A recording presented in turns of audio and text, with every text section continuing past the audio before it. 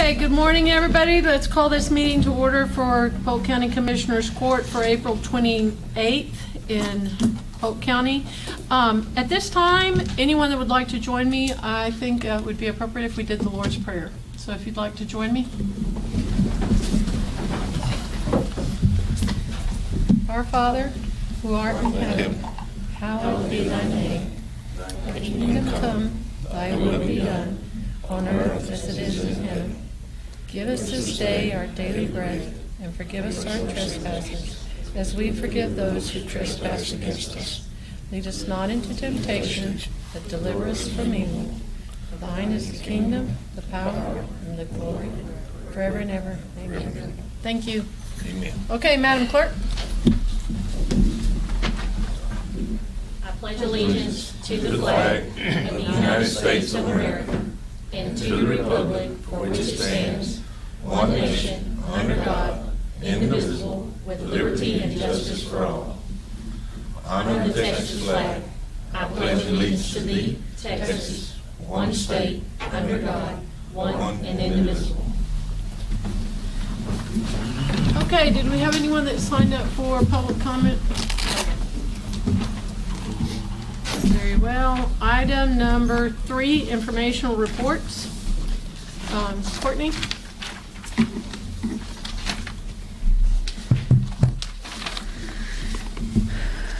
Good morning.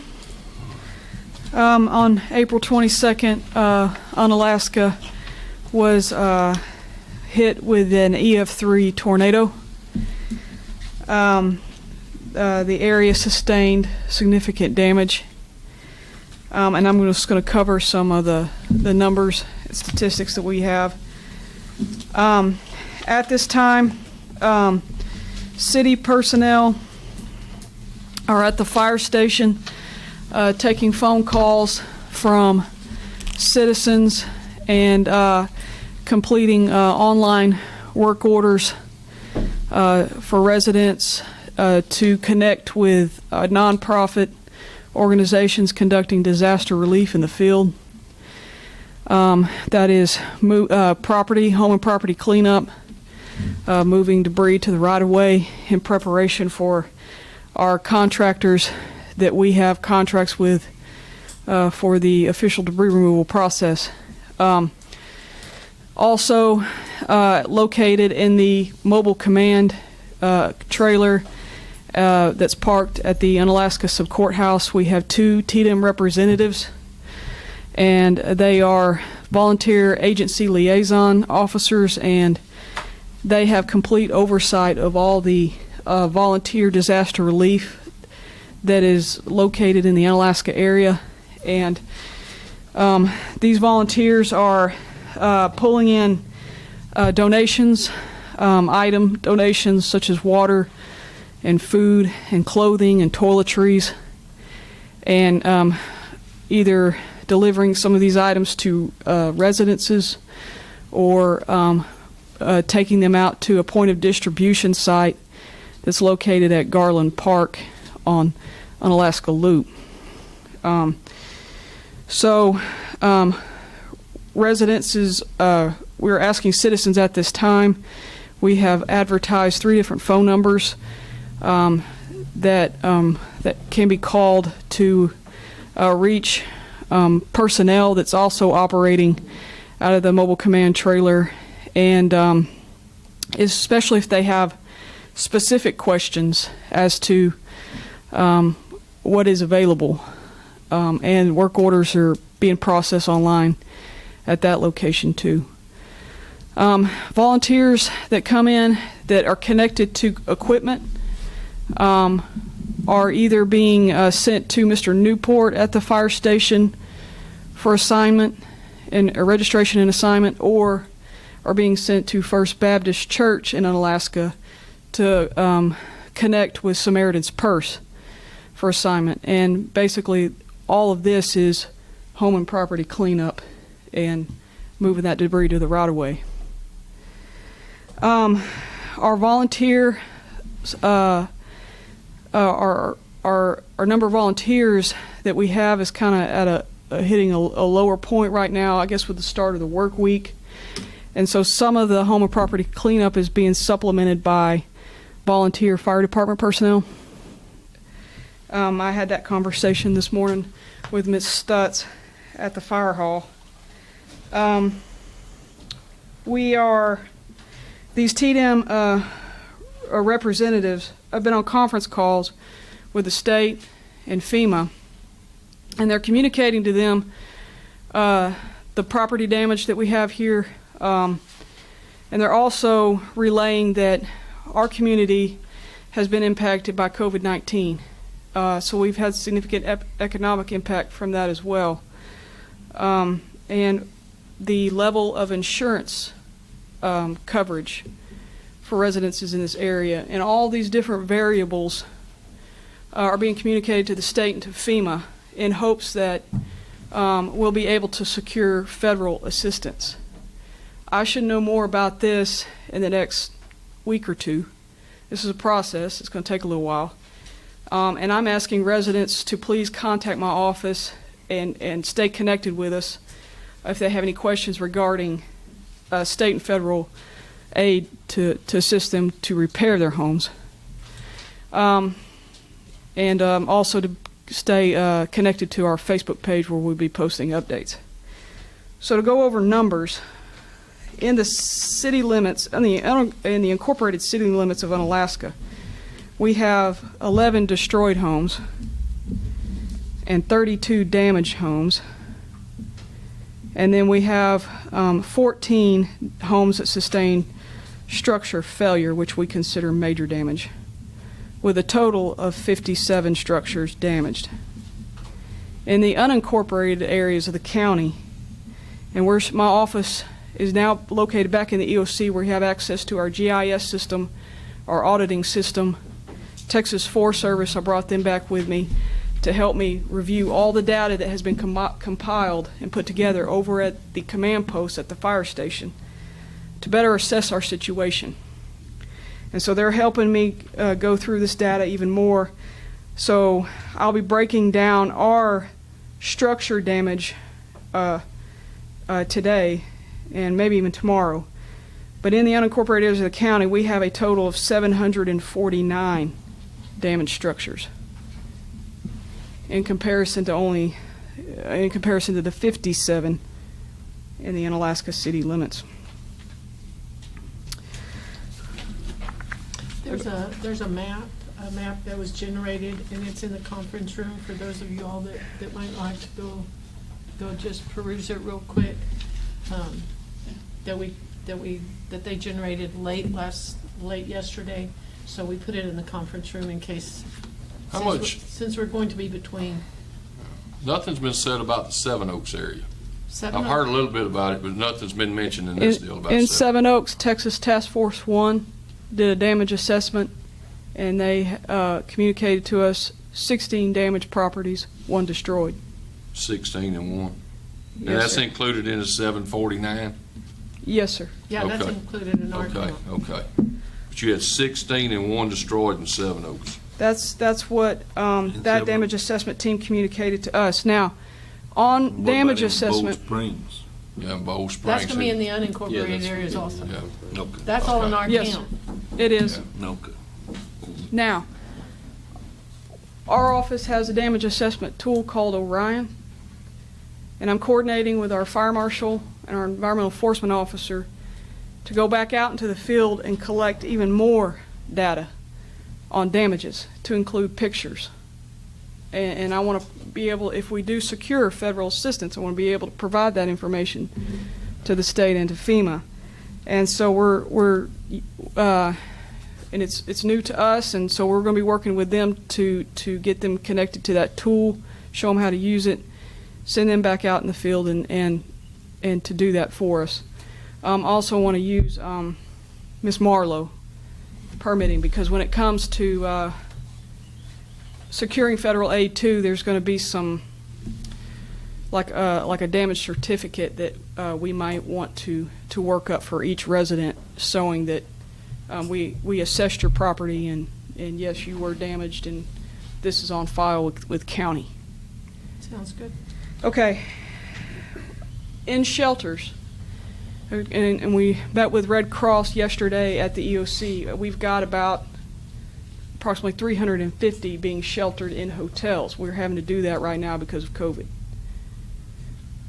Red Cross is working with Camp Cohen in Trinity County because they have offered to bring those residents and house them for a longer span of time at a better rate. So Red Cross was doing a site visit to the camp to see how they can coordinate that with them. And I just want to say thank you to that camp. Appreciate that offer. Okay. In injuries due to this disaster, 57 reported injured. Right now, 3 critical, 5 stable. We had 3 fatalities. Utilities. Chico is working at a rapid pace, and they have reported to me this morning, one of their representatives, they're at about maybe a little over 500 customers that need to be restored. Water utilities, 528 customer repairs are ongoing. Gas, 116 repairs are ongoing. Telephone, about 350 repairs ongoing. Resources in the field that we have requested from the state: Texas A&M Veterinary Emergency Team, 18 personnel staged at Garland Park. We had on scene, but now many of these have been demobilized, 15 DPS officers. The Texas Department of Emergency Management, about 5 personnel. Texas Parks and Wildlife, we had 3 personnel. Texas A&M Forest Service, we have 4 personnel helping us with to compile situation reports and incident action plans moving forward. Southeast Texas Regional Advisory Council, we had 2 personnel working with us. Volunteer organizations out in the field, just to give, and I don't have a complete list with me this morning, but we have Samaritan's Purse, Center of Hope, American Red Cross, Texas Baptist Men, Salvation Army. Any that I'm missing? There's many more. Many more. We expect them in alphabetical order next time. Yes, ma'am. So we can keep up. Dr. Raymond Luna, our local health authority, has been out at the pod monitoring social distancing, masking, and other health-related issues, and due to the COVID-19. He's also asked for the assistance of some other local physicians as well. In my meeting this morning with City of Unalaska personnel, I did discuss with them certain things that they need to be documenting and making preparation for should we secure federal aid. And so what I intend to do to create more visibility between county and city is in my EOC do the video conferencing where the city administrator has direct access to us and we have direct access to her. Y'all have any questions? I can't really think of anything else at this moment. I've got one. I've had people call me wanting to know if they could cut the trees that's in our right of way. You know, as the tops broke out of them and everything, the dead snags. I told them I'd find out this morning. Them belong to us, or we can let them have them, or let them clean them up. I'm sorry, can you repeat the question? If there's a dead tree or something that fell over in the county or state right of way, then can individuals clean it up? And I would say yes. If a lot of them are still standing, they just broke off. Or Yeah, and a lot of them are standing and they want to just cut them down, you know. Yeah, they got a trees. widowmaker hanging in them or something like that. Yeah. Shouldn't be known they pay taxes to the middle of the road or across the road anyway, Yeah, so what, that was what I was that's the thinking, way I but I look told at it. them, They was calling me yesterday. I said, we got a meeting in the morning. I'll make sure so everybody's on the same page. And I think maybe one of the things we do need to request, because here, this is part of the problem we're having in terms of federal, in terms of FEMA, is that you have to meet certain thresholds of damage. And so we don't want to go in and clean things up and then not meet that threshold of damage, so I think part of it too is if they'll take photos, if they will send that information in to where we have pictures of it, because we certainly don't want these, 800 homes to not get federal assistance because we were too efficient. Yeah. That makes sense? Well, that's what's that. We haven't started cleaning any of it up yet. We just get all Sir. until So if we can Until get, the if we debris can people get get here photos of to everything, and they could send it into you all or send it into emergency management, to where we have documentation, then I would say after they submit the photos, then somebody gives them approval and then they move forward. Because Okay. I don't blame them. I would want it out of my front yard as well, yeah. as quickly as possible. But Well, at a the lot of them same- can't get their fences back up, until a lot of this debris moved. I mean, just the Oh, yeah. debris keeping their cows in, but Oh, yes, sir. there ain't no fences there anymore. Yeah, Old 35 it just And that's went where they were calling right me down the about. fence rows, right there. So I think that as long as we document it, as long as we have photos of everything, then we can release them as they submit us with the photos, not in 6 months, right? Because we need to have them right away. But as they submit the photos, then we say, yes, you're free to clean that up. But we Okay. have to have photos. All Courtney, right.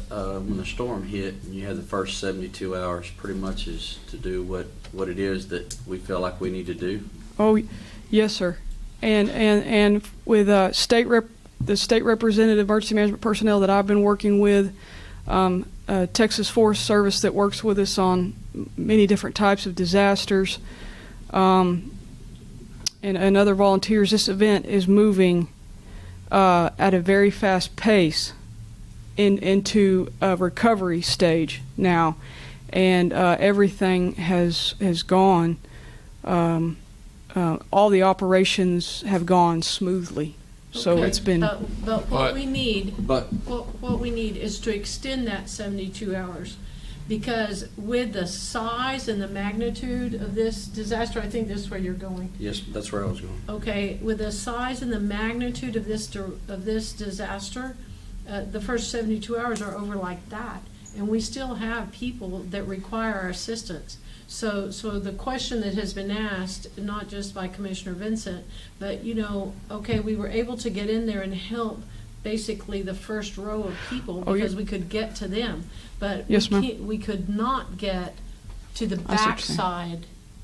backside, to provide the same kind of assistance. And so we need to extend that 72 hours to where all the commissioners can get in there and provide assistance to all the residents that were But impacted. there's a tremendous amount of people that don't have insurance, Yes, sir. or they may be elderly and they can't do it themselves, and they can't hire anybody. We've got the equipment, the big equipment, Right. that it's going to take to get these really large trees and stumps and stuff out from around them. Because as of right now, it's a huge fire hazard. Yes, sir. And I so see what we just you're didn't have saying. enough time in the first 72 hours. No, sir. And yeah, so you're talking about county personnel being able to go onto private property and Yes. assist some of these Yes, folks. help somebody. Yes, I agree. And we can talk with legal counsel more about that as well as the state. Let's talk to TDM.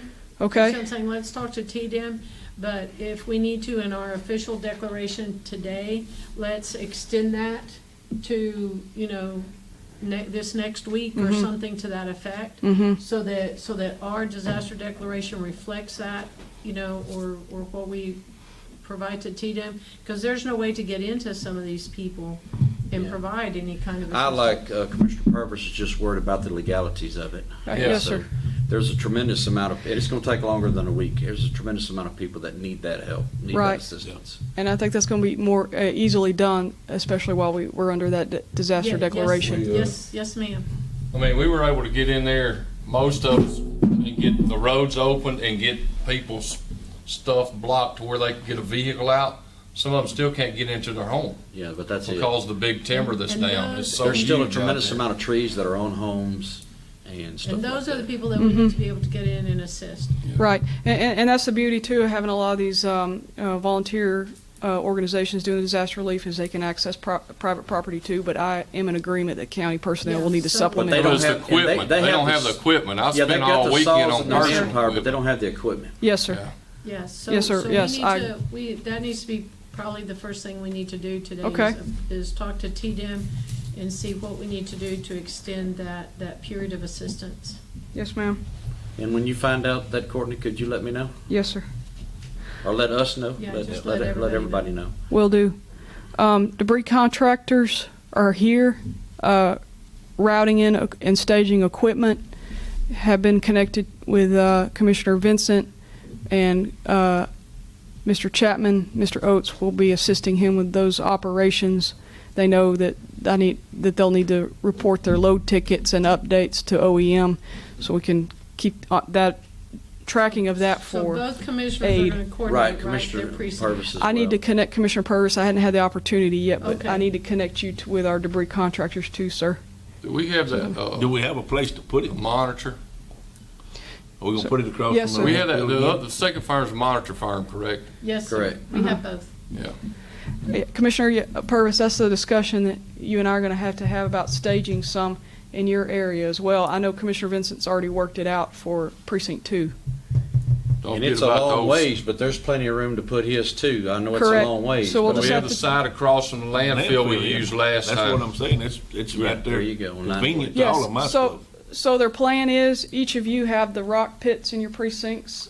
But my rock pit's way out of the way from where the storm hit.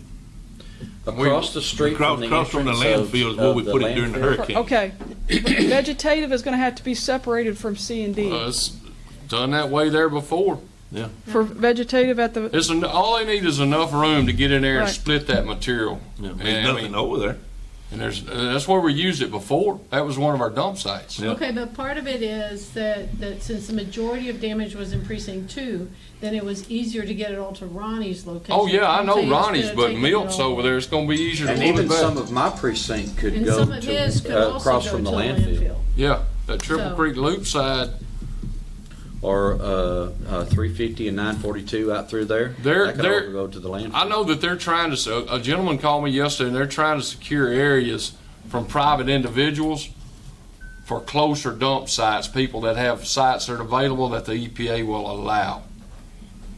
Okay, all of that and But needs to go through Courtney. these, So anytime you get a call like that, if you would just refer them to Courtney. But in the meantime, if you all will just coordinate, so that our debris people know where to take things, and as long as there's plenty of space.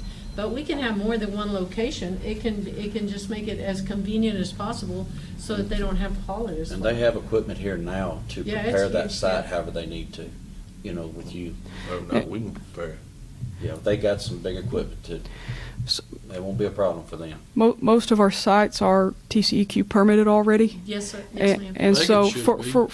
that one across from the landfill is, Yes. That's it where a was lot of the it was hurricane debris. it was a went. previous one. yes, okay. Yes, all of those are Yeah. TCEQ approved. Yeah. That's what you said. And for whatever new sites that we need to establish, then I'll coordinate with TCQ and get that done. And I'll be pulling those certificates for the contractors hopefully today. Sounds right. good. I think that's all I have for the moment, unless Any y'all other have more questions. So we may know something on the other today, that the question that we have. You're gonna check with TDMs about Yes, that? yes, sir, will do. Thank you, Courtney. Thank you. Thanks. Thank you. Thanks, Courtney. Thank you, Thanks, Sam. Sam. Good job. Okay, new business consent agenda. You have some addendums on B. Addendum number 1 in the amount of $10,478.37. Addendum number 2 in the amount of $109,377.15. Is there anything that needs to be pulled out of the consent agenda at this time? Okay, I need a motion to approve the consent agenda. Say, Commissioner Willis, second Commissioner Purvis. Any further discussion or questions? All in favor say aye. Aye. Any opposed? Motion carries. Item number 5, consider approval of personnel matters as follows. A, review and consideration of personnel action form requests submitted since the last meeting and review of any authorized emergency hiring. We have no emergency hires at this point in time. Motion to approve. Motion to approve, Commissioner Vincent. Second. Second, Commissioner Overstreet. Any further discussion or questions? All in favor say aye. Aye. Any opposed? Motion carries. Item number 6, consider request for revision to the budget as follows. FY 2020 budget revisions as presented by the County Auditor's Office, and all of those, copy of all of those revisions were included in your packet for your review. Motion to approve. Commissioner Willis, second Commissioner Overstreet. Any further discussion or questions? All in favor say aye. Aye. Any opposed? Motion carries. Item number 7, consider approval of order extending the declaration of disaster issued by Polk County Judge Sidney Murphy on April 22nd, 2020. I guess we should specify that this declaration of disaster is pertaining to the tornado. And so it would kick in any special circumstances for those county employees that volunteered as well. So moved. Motion to approve, Second. Commissioner Purvis, second Commissioner Vincent. Any further discussion or questions? All in favor say aye. Aye. Any opposed? Motion carries. Item number 8, consider request for capital purchases to be paid from fund balance and included on the FY 2020 reimbursement resolution for year-end issuance of legally authorized debt as follows. We had one last addition that we had not done, the district clerk's request for a Fujitsu desktop scanner, not to exceed $900. It was included in the budget and has already been approved as a capital purchase projection. So moved. Commissioner Purvis, second Commissioner Vincent. Any further discussion or questions? All in favor say aye. Any opposed? Motion carries. Item number 9, consider approval of preliminary plat for Four Corners Estates Phase 5, located in Precinct 2. Commissioner Vincent, I believe this is your agenda item. Motion to approve. Motion to Second. approve. Second. Commissioner Vincent, second Commissioner Overstreet. Any further discussion or questions? All in favor say aye. Aye. Any opposed? Motion carries. Item number 10, consider action relating to possible rescheduling of the regular Commissioners Court meeting set for Friday, May 8th due to the cancellation of North and East Texas County Judges and Commissioners Association Conference. We currently already had it scheduled for, we had already moved it to Friday, May 8th. If you all would like to move it back to May 12th, then that's up to the court. We can leave it where it is, or we can move it. I'd rather have it on Tuesday myself. Move it back. I'll make that motion. Back to Second. Okay, very well. Motion, Commissioner Overstreet, second Commissioner Purvis. Everyone Vincent. okay with that? Excuse me, Vincent? Everyone okay with that? Yes, ma'am. Any opposed? Motion carries. Okay, item number 11, consider resolution in order approving the County Transportation Infrastructure Fund Grant Program Agreement, designating authorized representatives and making specific findings required by the Texas Department of Transportation. This will actually be the order only, and then it will be brought back to the court. So you have a copy of the prioritized project listing in your packet, and then we will do the resolution. So did everybody review the priorities? Everyone okay with that? But we can't add no more after this. I believe that's what this, Okay. I believe that's what this means. Well, just check in case I thought of another one later on. I don't think there's gonna be enough money between the Yeah, I four was of gonna us say. to do one of them To do really one, good, but- so. The list to do what we have. I'll make a motion, we approve it. Second. Very well, Commissioner Overstreet, Commissioner Purvis. Any further discussion or questions? All in favor say aye. Aye. Any opposed? Motion carries. Item number 12, receive and take any necessary action regarding the FY 2021 budget adopted by the Polk Central Appraisal District on April 14th, 2020. You have in there a copy of Chad Hill's cover letter and the 2021 adopted budget. and each of you received it for your review. It reflects a 3.75 increase from the previous year, which increases the county's allocation amount by $37,205.34. So, if there's no action technically required, as long as we agree with the adoption of that 2021 budget. I believe that was the meeting that you were going to listen in on, Commissioner Willis? You okay with it? I'm okay. Anyone have any questions?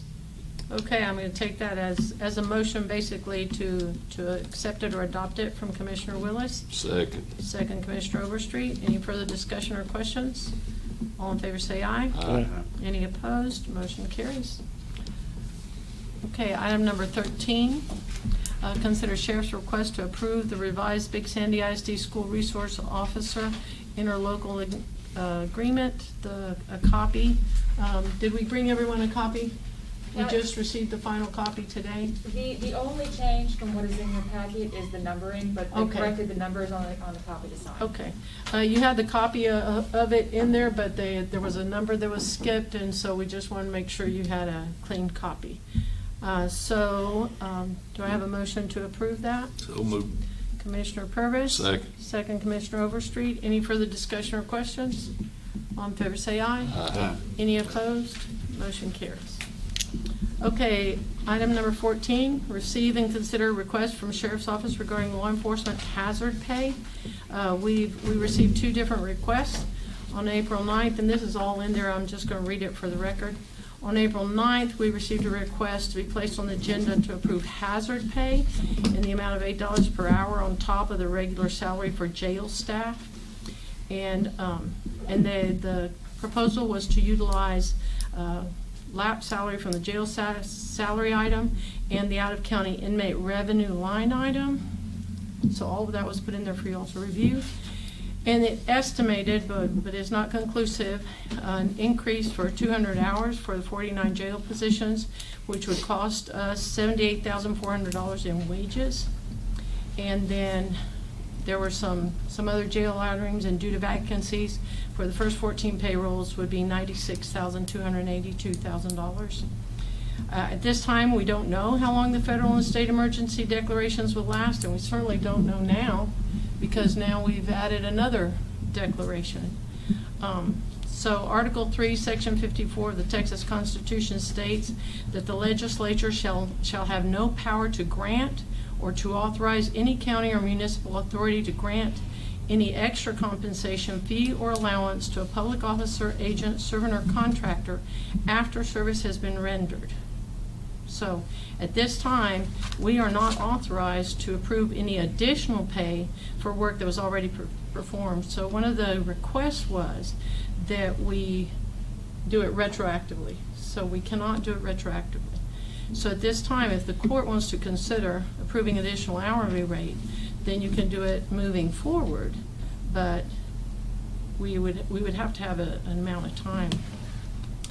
Then we received another request from the sheriff on April 21st to do it retroactively, which we cannot do, and also that same request is in there. We also included for your review the definition of special circumstances, which is in the county policy, and that is that the approval of special circumstances and disaster declarations, employees who volunteer for these special circumstances, in addition to the regular position, those people may be paid at a higher designated rate. And that's where we usually kick in our time and a half, is after the 40 hours. If they agree or volunteer to work longer, then we can do that. So it's at the court's discretion how you would like for us to proceed at this time.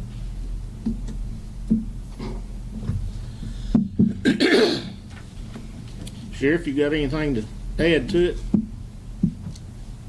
No. I couldn't exactly hear everything that the judge said.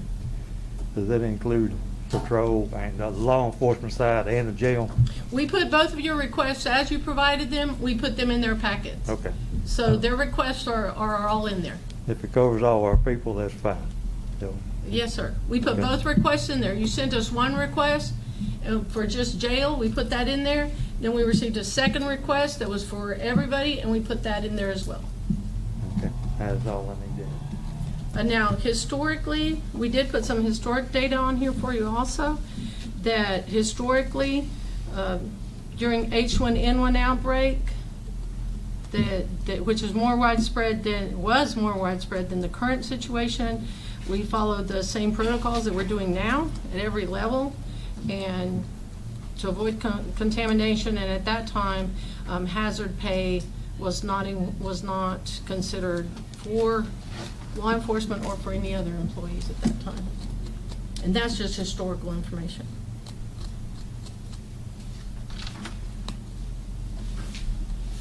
Well, he's got enough money left over, I guess, in his jail salary deal to cover what he's asking for. No, sir. Because what they're also including in there is they're requesting that the amount of money out of the county inmate revenue line item also be utilized. And in terms of the out-of-county inmate revenue line items, sometimes we go in the red.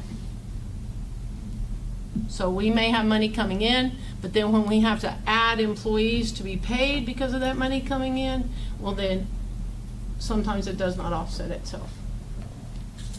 And I guess my issue would also be, you know, what about other county employees that are out there as well? What about maintenance? What about the work crews? What about everybody else?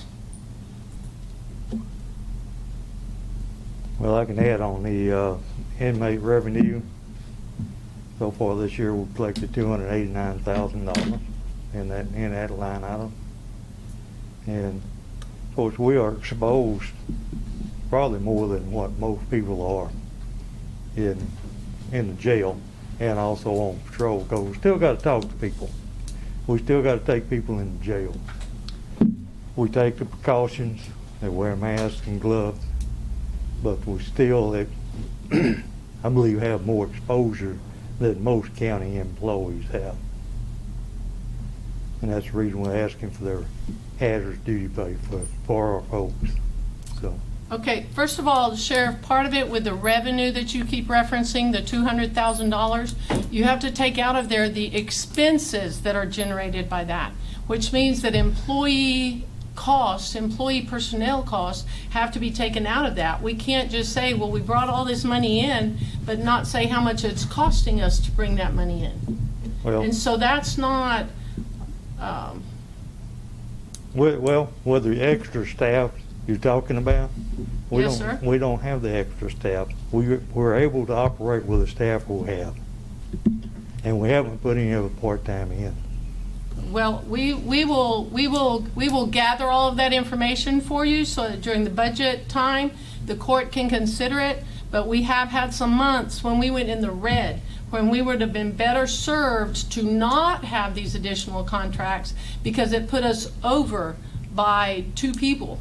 You know, so all of that has to be evaluated. We can't all assume that it's all profit and not include what it's costing us to staff. Well, the staff don't need any other staff, Judge. We have been able to operate with the staff that we have. Yes, sir, because we are staffing for those additional contracts. No, we're not. Okay, well, that we will discuss during budget. Right now, the court needs to decide how you would like to proceed. Personally, I'd like to see the court move forward and pay the people the hazardous duty pay. Yeah, and we gave them both of your requests. But we can't go, We cannot go retroactive. That would be against the Texas Constitution. But if you want to move forward from today for giving an additional hourly rate for jail staff, you know, but you need to give a time limit to it because as it. Yes, PD's got, I believe it's Hunt County approved. But PD's been checking. One county out of 254.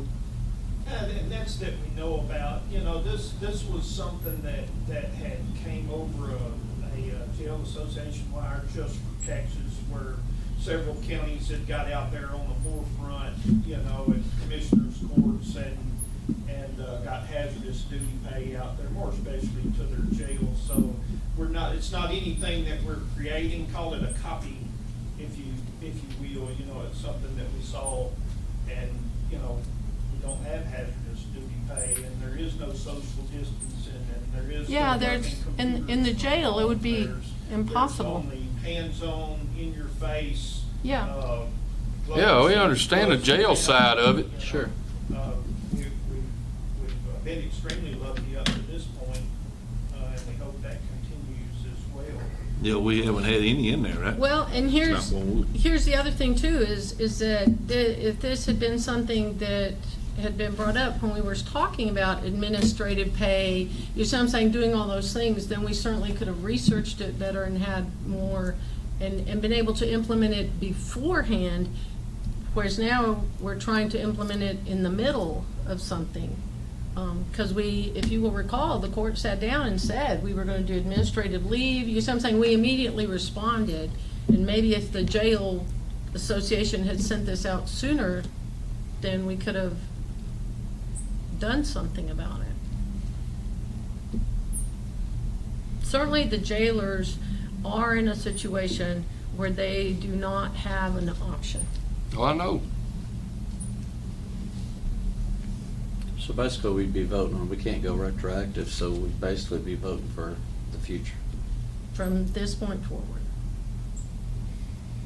You think there needs to be a time limit put on it? Oh, yes, sir. Otherwise, What we would don't you know. We're recommend? gonna have to come back and revisit this in a period of time. Well, if you all wish to move forward, you know, with, Can we sustain it with just the jail for a Yes, short sir. period of time, just the jail? yes, sir, we can. Yes, sir, we can. Then I'll make that motion, we do it for the jail. Okay, For a period of 2 weeks? 2 weeks or and we can revisit it again, Okay, just to see how it's going, just for the jail. just for the jail?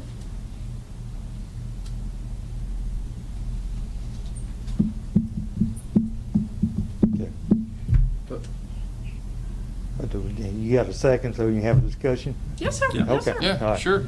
I think we're doing a disservice to our folks out here who are actually going out and answering these calls, because they might not have as much exposure as the people inside the jail, the containment that they have, but they still have a responsibility to go out and make those calls and talk to the people and hands-on with some of those folks. So I think if you leave law enforcement out, you're doing a disservice to us.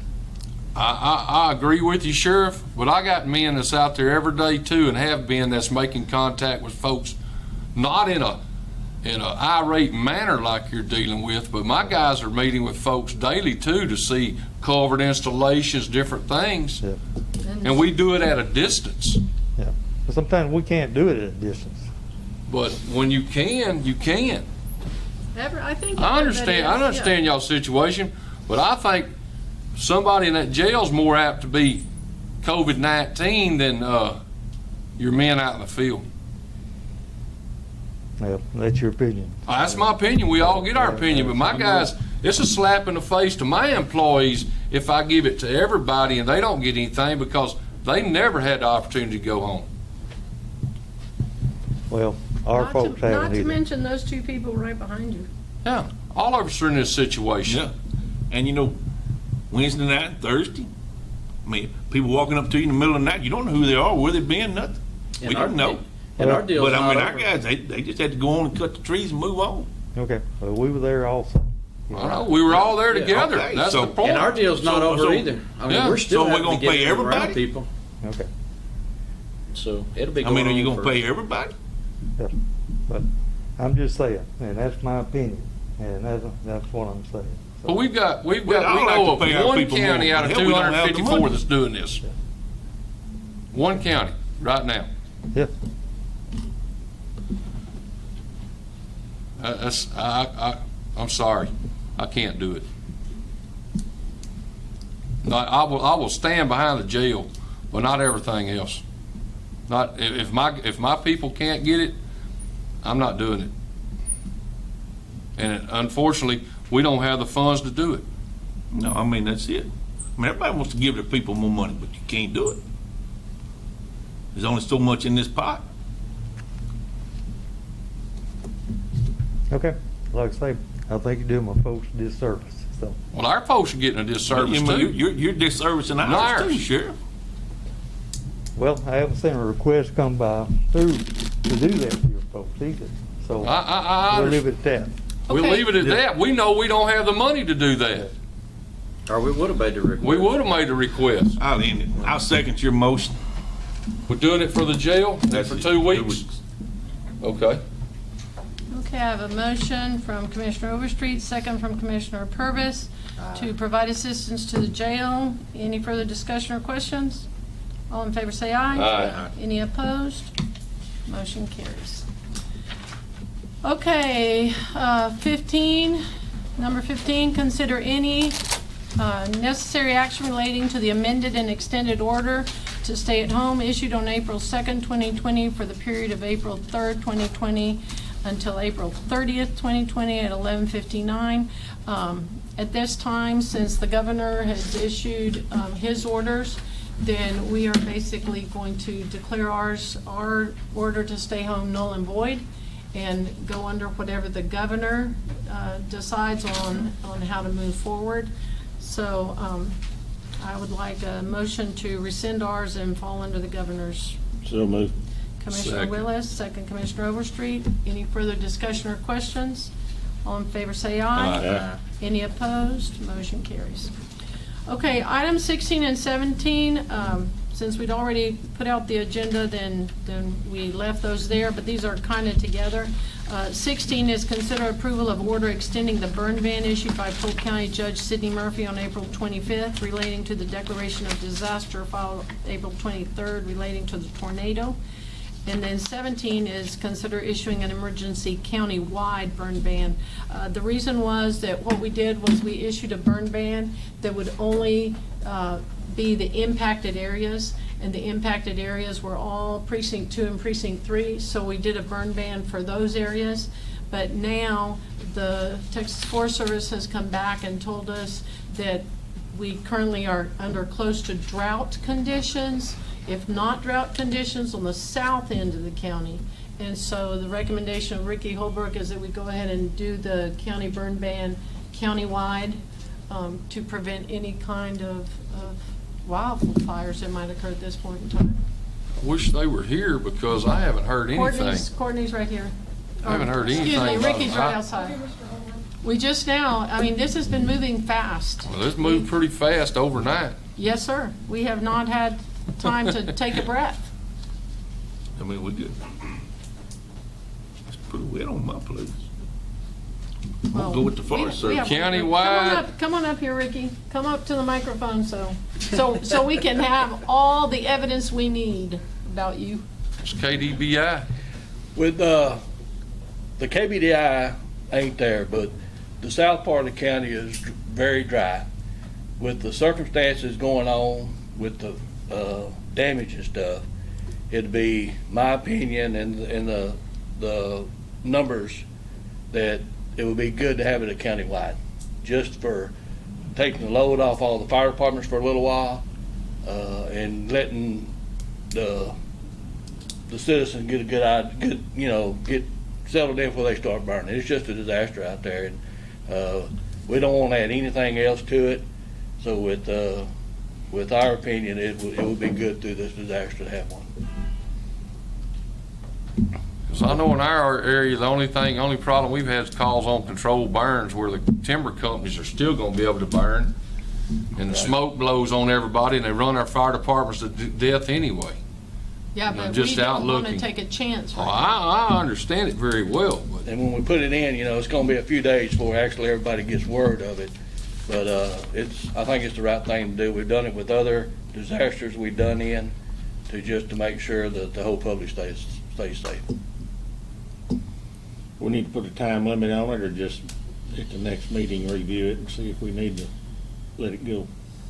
We can do it for 30 days and we can rescind it at any point in time. Make a motion, we go for 30 days.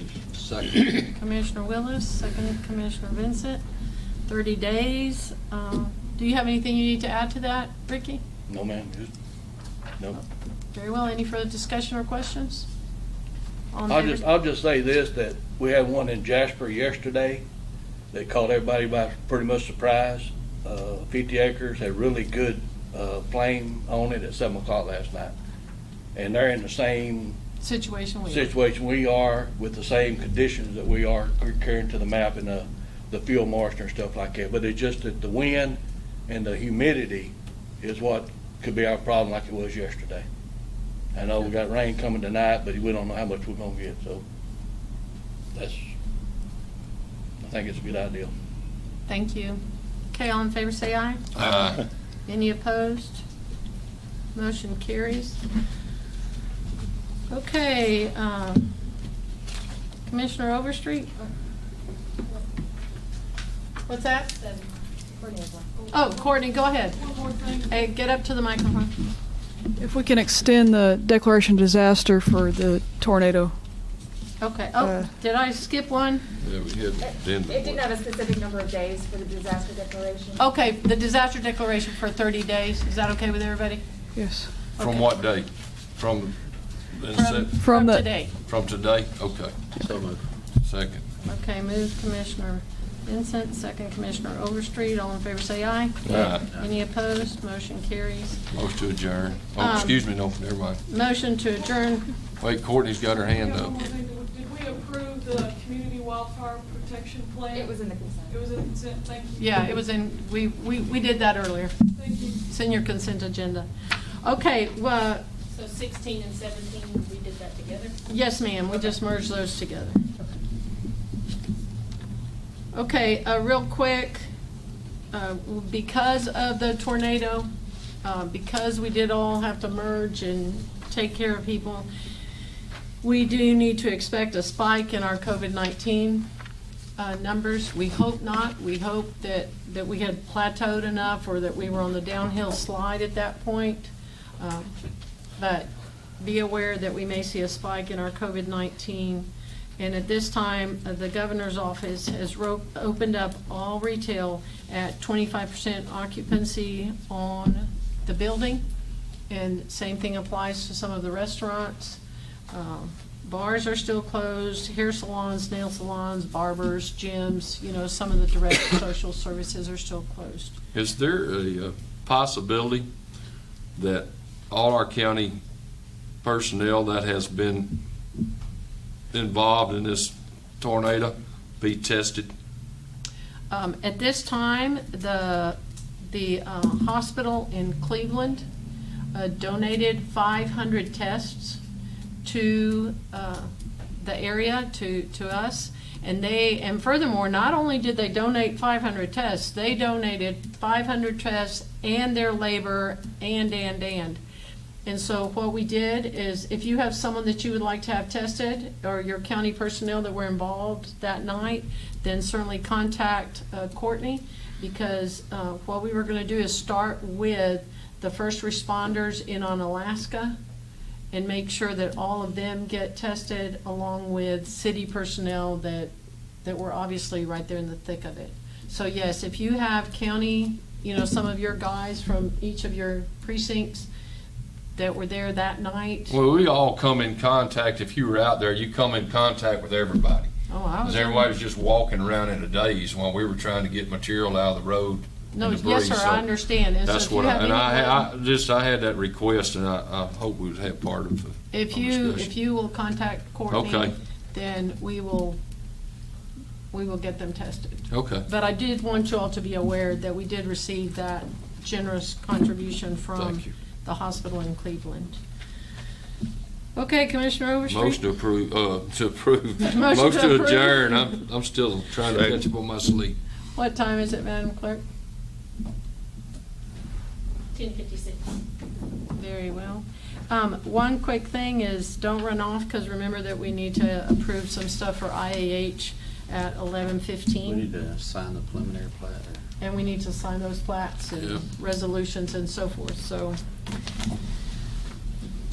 Oh, and otherwise, I do want to say a huge thank you to all county employees, everybody that pitched in and helped and did everything they could, because there's no doubt in my mind that because of the quick response from the county, from emergency responders and volunteers to county employees, that on Wednesday night, lives were saved. There's absolutely no doubt in my mind. So we, we certainly mourn and feel for those families that lost the 3 people that were fatalities, but we celebrate for those people that we were able to get out of that mess. So. Yes, ma'am. Okay, 11:15, we will have our call meeting so that we can discuss the IAH MTC contracts. Okay, Carrie, anything that we need to sign, we can pass it around.